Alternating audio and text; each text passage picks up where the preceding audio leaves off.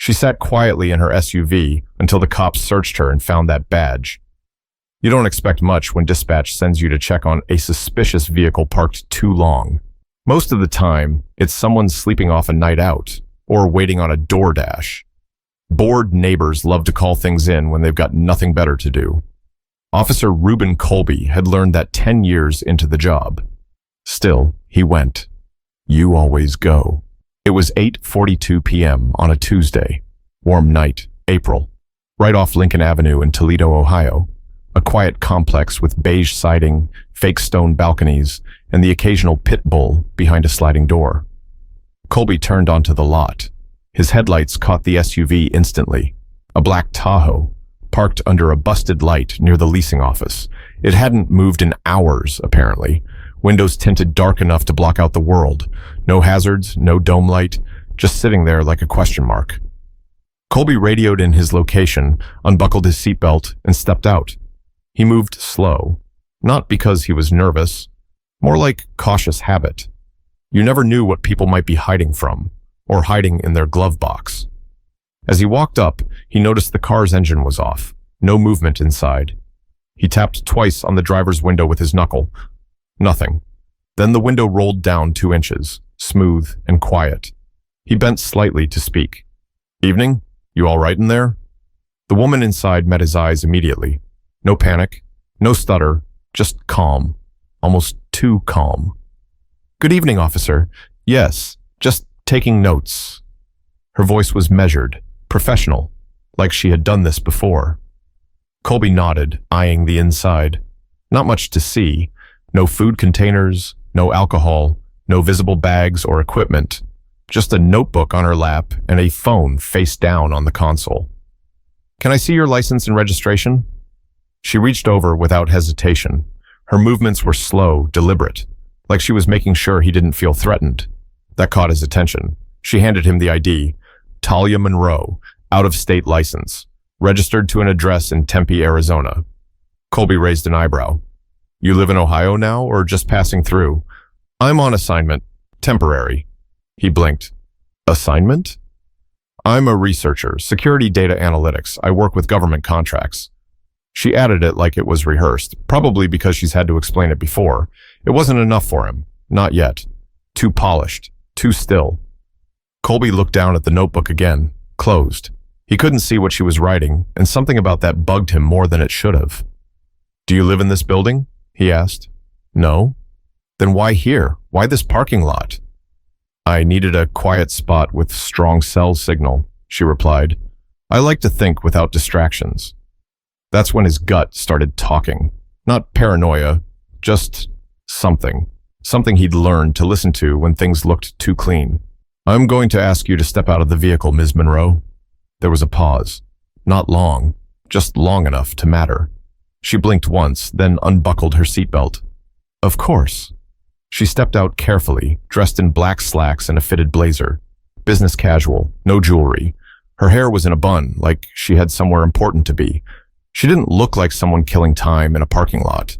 She looked like someone trying not to be noticed. Colby gestured for her to stand near the front of the SUV while he radioed for backup, just in case. Nothing aggressive, but he wasn't going to be stupid about it either. As he waited, he glanced back at her. She wasn't tapping her foot, wasn't looking around nervously. She was just standing there, like she was expecting all of this. That's when his partner, Officer Brent Wallace, pulled up behind him, and the real tension began to creep in. But as Colby approached her again, something in her eyes made him hesitate. Just for a second, like she was waiting for him to make the wrong move. Officer Wallace approached, chewing gum like he always did when he was bored. He gave Talia a quick glance, then looked at Colby. What we got? Colby handed him the Arizona license. She says she's on assignment, works in security data or something like that, not local, no apartment here, just sitting in this lot. Wallace raised his eyebrows and looked her up and down, not even trying to hide the skepticism. This late? In a blazer? Come on. Colby didn't respond. He was watching her. Not her hands, not her stance. Her eyes. And her eyes weren't scared. They were focused. Too focused. Ma'am. Wallace stepped closer. Mind telling me exactly what kind of government work you're doing and why you're doing it here instead of, I don't know, Anywhere else? I don't mind, she said, but I can't give you the specifics. What I can say is that my work involves observing behavior patterns tied to regional networks. Physical locations give us critical context. Uh-huh, Wallace muttered. That's supposed to mean something to me? She gave a small shrug, almost apologetic. Probably not. That answer was enough to light Wallace's fuse. He stepped back and whispered to Colby. She's either full of it or hiding something. You want to run her name through the system? Already did, Colby said, pulling up the screen on his patrol tablet. No flags, no priors, licenses clean. She's not acting like a regular civvy. Nope. Colby turned to Talia again. I'm going to need to check the inside of your vehicle. She looked at him, still calm. On what grounds? You're in a private lot where you don't live, with no stated business after dark. You say you're doing government work, but haven't presented any proof of that. I've got enough to ask you to step back while we take a look. She didn't argue. She just sighed, quiet, almost like she was disappointed. Not scared, not frustrated, just tired. Back of the SUV is unlocked, she said. Everything else is locked. Wallace opened the back. It was clean. Clean in a way that made Colby more uneasy. 2 changes of clothes, a car charger, a bag of almonds, and a laptop bag with no visible tech. No trash, no receipts, no sign of life. Then Colby noticed the Velcro rectangle stuck to the side panel, like something had been removed. Did you have a tracker here?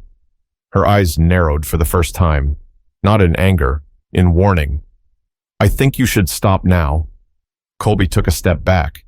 That tone, it wasn't fear, it was something else, something that didn't belong to a civilian.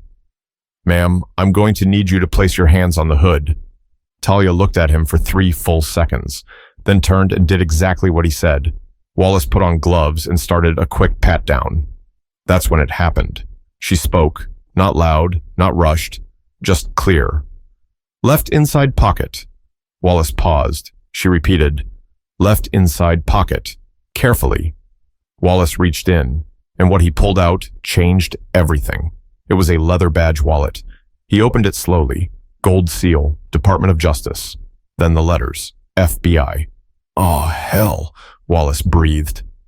Colby stepped forward and took the badge. It felt heavier than it looked. His fingers pressed the seal like it would burn. Special Agent Talia Monroe, Organized Crime Division. She turned around slowly, looking Colby straight in the face. You just compromised a 6-month federal investigation. But she didn't yell. She didn't threaten. She just let the silence carry the weight, and that made it worse. Officer Wallace took a full step back like he'd just grabbed a live wire. He stared at the badge, then back at her. You're FBI? He asked, still holding it like it might explode. Talia Monroe didn't move. Yes, and I need that back. Colby handed it over, but he couldn't stop staring. Organized crime? She tucked the badge away and adjusted her blazer, calm as ever. Yes, embedded assignment, long-term surveillance. Wallace scoffed. Surveilling what?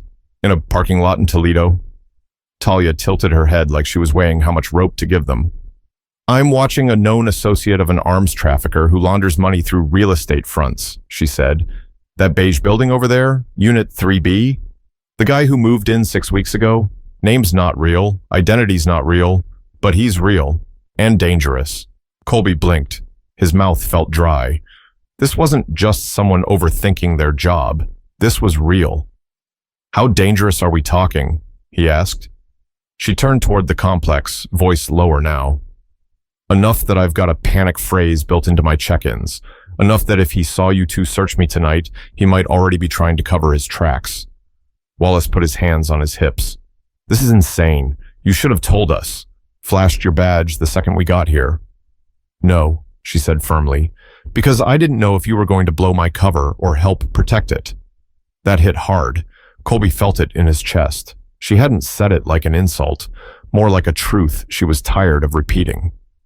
Agent Monroe, he said, tone shifting now, we're not here to make your job harder, but this is a bad spot to be playing guessing games. I wasn't playing, she said. Until 2 minutes ago, I was invisible. Now I'm not. That changes everything. Colby looked back toward the apartment building. A single light was on in Unit 3B, curtains drawn, no movement. But now he was wondering, had they already been seen? "You think he saw us approach you?" he asked. Talia paused. "Maybe, maybe not, but I guarantee he's got motion cameras in the lot. My Tahoe's parked right in his sightline on purpose. I built trust. I made myself boring. Until now." Wallace kicked the gravel near the curb. "So what happens now?" She opened her passenger door and pulled out a slim black case. Inside was a sat phone, a secure tablet, and a small pistol in a holster. All registered, all clean. "I need to contact my SAC," she said. "That's my special agent in charge. He'll assess whether we need to move early or salvage what's left." Colby nodded, but something was twisting inside him. Guilt, frustration, or maybe the creeping sense that they'd just stepped into something way above their pay grade. "You should have had someone watching your six," Wallace muttered. "I did," she replied sharply, "until last week when they pulled my backup due to budget reshuffling. That's why I was alone tonight." There was silence after that. Heavy, uncomfortable silence. Colby took a slow breath. "What do you need from us right now?" She looked at him for the first time like he was useful. "I need you to not panic, not go knocking on any doors, and definitely don't alert the guy in 3B that anything's changed." He nodded. "And what are you going to do?" She tapped her tablet. "I'm going to warn my SAC that we've got a problem. And if I'm right, we don't have much time before that problem moves." Wallace stepped away, rubbing the back of his neck. "I just thought we were checking on someone scrolling TikTok." Colby didn't say anything. He was staring at the apartment again. The porch light was off now. Had it been on before? "Agent Monroe," he said quietly, "what happens if this guy runs?" She looked up from her tablet. "Then you'll get to see exactly what I was trying to stop." But before Colby could ask what that meant, her sat phone buzzed, and the message flashing across the screen made her eyes go sharp, like a wire had just snapped inside her. Talia's thumb hovered over the sat phone screen, then she tapped it and held it to her ear. "Yeah, this is Monroe. Go." Colby and Wallace stood nearby, silent, waiting. She listened. Eyes didn't blink, no wasted movement, just sharp breaths and sharper focus.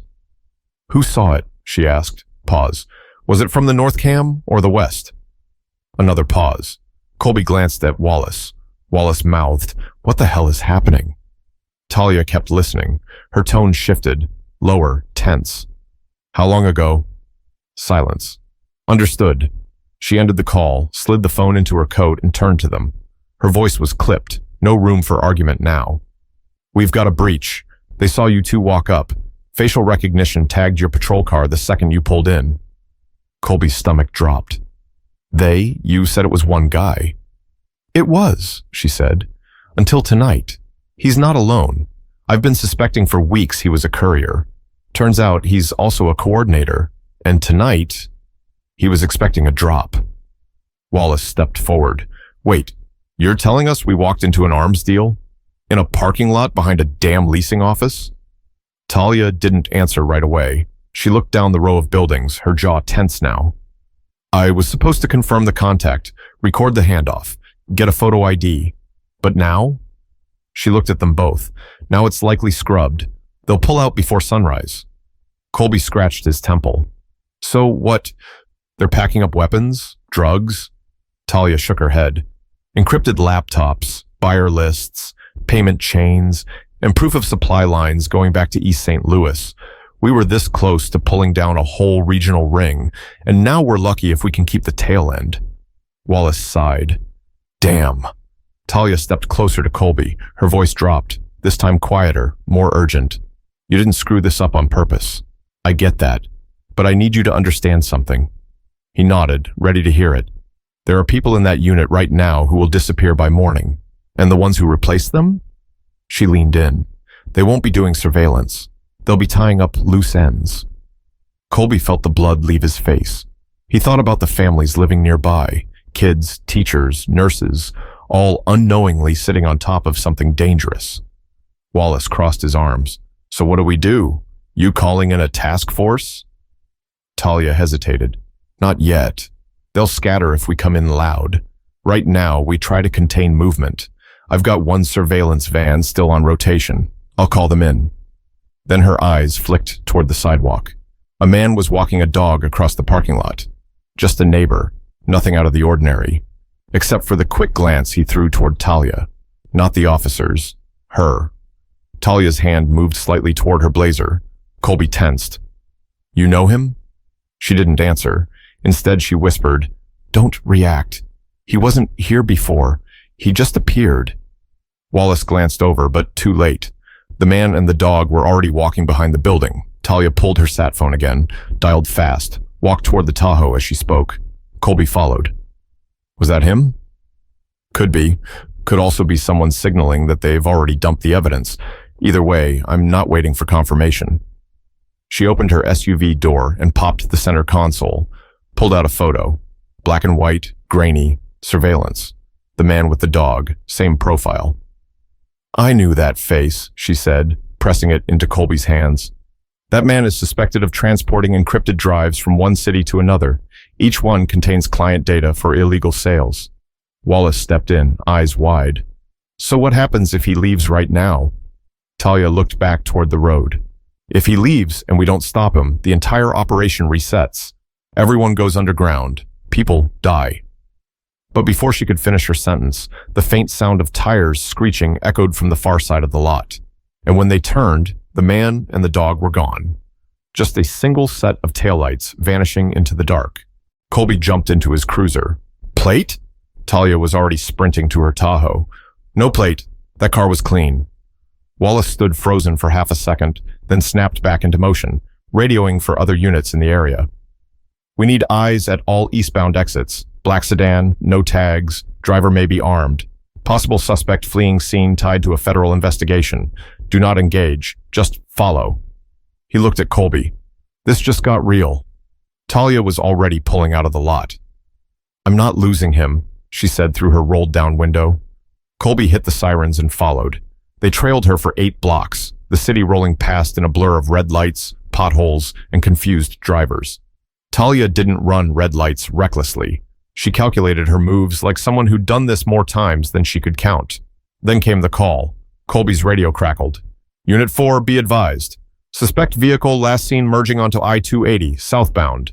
No visual beyond the on-ramp." He cursed under his breath. Talia pulled into a gas station and killed the engine. Colby stopped beside her and got out. "He's gone?" he asked. She didn't look at him right away. She just stared ahead at the quiet road, her fingers twitching like she wanted to hit something. Then she stepped out. "Gone. And I guarantee the unit's being cleared as we speak. Laptops, documents, flash drives. Everything's probably in a landfill or fire barrel by now." Colby leaned on the hood of his car. "We tried. You didn't see him coming." "That's the thing," she said. "I did. I knew there was a hole in coverage. I flagged it last week. My backup was removed before I could patch it." Wallace pulled up behind them, got out, and joined the silence. The air felt different now, heavier. "So what now?" he asked. "You regroup?" Talia let out a breath that had been sitting in her chest too long. "Now I file a failure report. I go back to Quantico, sit through a post-mortem, and listen to people who've never been in the field tell me what I should have done better." Colby frowned. "That's it?" "No," she said, looking at both of them. "Then I do it all over again. Different city, different alias, different risk." Wallace shook his head. "Why keep doing it?" Her expression changed. Not sad, not angry, just firm. "Because if we don't, the people who do this kind of trafficking win. Every time. They'll keep trading weapons, bodies, identities, like none of it matters, like no one's watching." There was a pause. Colby didn't know what to say. He'd never seen a federal agent so close to the edge of burning out. But she wasn't unraveling.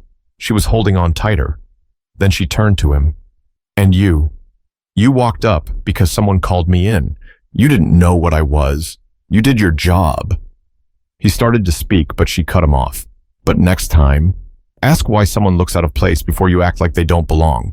Not everyone sitting in a car after dark is doing something wrong. Some of us are doing something right." That hit harder than anything she'd said all night. Colby nodded slowly. "I hear you." Wallace scratched his head. "So what do we say in the report?" Talia gave a thin smile. Say the subject was gone before you could make contact. Say you checked on a parked vehicle and found nothing. Keep it clean." Colby raised an eyebrow. "You want us to lie?" "No," she said. "I want you to keep the door open for the next time we try to take these people down.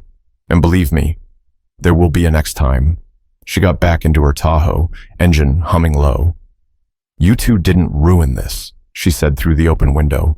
"But tonight was a reminder. Not everyone who looks like a threat is one, and not every threat wears a mask." Then she drove off. No sirens, no rush, just a slow fade into the night. But as she disappeared down the street, Colby was left standing under that cheap gas station light, wondering what else he'd missed over the years, and who else he'd judged too fast. Colby didn't go home that night. He parked 2 blocks from the complex and sat there with the engine off, windows cracked just enough to hear the city hum. He wasn't on shift anymore, wasn't clocked in, but something wouldn't let him leave. Maybe it was the way she looked at him when she said, "Next time, ask why." Maybe it was knowing they'd interrupted something bigger than either of them could fix. Or maybe it was guilt.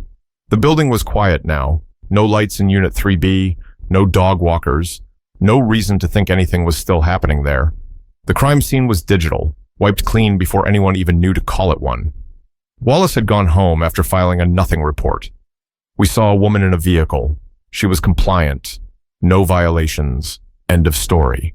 Talia's name didn't appear once, but Colby couldn't shake it. His thoughts kept cycling. What if he hadn't radioed for backup so fast? What if he'd asked better questions? What if... Then a car pulled into the lot. Not Talia's, not the black sedan either. It was a white hatchback, older model, dented bumper, pulled into the spot next to where the Tahoe had been. Parked. Headlights off. A guy stepped out. Tall, hoodie up, cargo pants. Looked around like he wasn't sure he was in the right place. Then opened the passenger door and pulled out a duffel bag. Colby sat up. The man didn't go into the building. He walked around the side, toward the dumpster. Colby got out of his car, stayed in the shadow of a tree. No uniform, just a hoodie of his own now, civilian watch. The man tossed the bag behind the dumpster, not in it, behind it. Then jogged back to his car and drove off like he didn't want to be seen. Colby waited 30 seconds, then walked over. The bag was heavy. He unzipped it just enough to peek. Laptops, 3 of them, no stickers, no branding, no power cords. And in a side pocket, 4 USB drives taped together. He zipped it shut again, heart pounding. He could call it in. He should call it in. But what if that flagged everything again? What if Talia's op was still salvageable, and blowing the whistle now erased what little ground was left? He called the one number he wasn't supposed to still have. She picked up on the second ring. "You're not supposed to contact me," she said. Yeah, he replied. "But I think you missed something." Silence. Then, "Go on." He described the car, the man, the bag, everything. "Still at the scene?" she asked. "Yes." "Stay put. Don't touch anything else. I'll have someone there in 12 minutes. Click. 12 minutes later, a gray van rolled in. Unmarked. No lights, no uniforms. Just 2 people in black windbreakers who moved like they'd done this too many times before. They didn't talk to Colby, didn't ask who he was. Just took the bag, nodded once, and left. No paperwork, no signature, no thank you. Colby didn't expect one, but he did expect her. And sure enough, 5 minutes after the van disappeared, Talia's Tahoe pulled up again. She stepped out, looked at the empty parking space like it had betrayed her, then walked to Colby. "You were still watching," she said. "I couldn't leave." She nodded once. "That was a dump point," she said. "They used it for bad runs. If the drop went sideways, someone would circle back hours later and dispose of the hardware." "So those laptops? They were evidence?" "They are evidence," she said. "And you just saved more than you know." Colby looked at her for a long second. "You're going to make it stick this time?" She didn't smile, but something softened. "We might." But before she could say more, her phone lit up again. And when she saw the name on the screen, her expression hardened. Something else had gone wrong. Talia didn't answer the call right away. She stared at the name on the screen like it held more weight than the phone itself. Then, almost reluctantly, she picked up. "This is Monroe." Colby couldn't hear the voice on the other end, but he didn't need to. Her face told him enough, jaw clenched, eyes narrowing, shoulders locking up again, like armor snapping back into place. "Understood," she said. Then she hung up. "What happened?" he asked. She turned to him. The drop was only part of it. He wasn't just a courier. He was the signal. That bag behind the dumpster? That was a message to the next player. Colby's stomach turned. A message? To run, to reset, and to warn anyone connected. Law enforcement got too close. He exhaled through his nose, frustrated. "So it's not over." "No," she said. "It's just harder now." She walked a few steps away, hands in her pockets. Then she turned and looked at him again, something quieter in her voice this time. "You know what messes us up the most in this job?" Colby tilted his head. "It's not the evil people," she said. "It's the ones who look normal. It's the fact that danger doesn't dress like danger anymore. Sometimes it's a guy with a golden retriever. Sometimes it's a woman with a clipboard. Sometimes it's a clean-cut guy calling in a suspicious person because someone doesn't fit the neighborhood." She took a breath.